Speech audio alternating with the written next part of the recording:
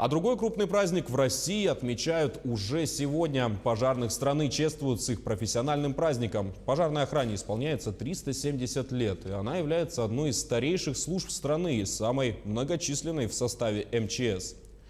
В честь знаменательного события на Комсомольской площади Якутска в эти минуты проходит торжественная линейка. Там сейчас находится и наш корреспондент Дмитрий Тымыров, который вышел на прямую связь со студией и готов осветить мероприятие.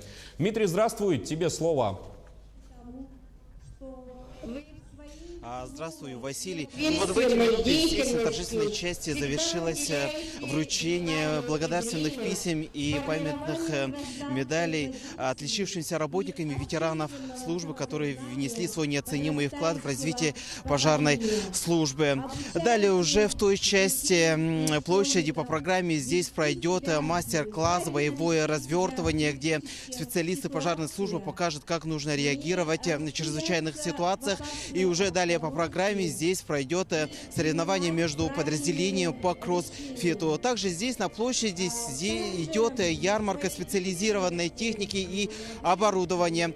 Хочется сказать, что с начала этого года на территории республики было зарегистрировано 699 пожаров, где было эвакуировано более 460 человек и спасено более 30 жизней.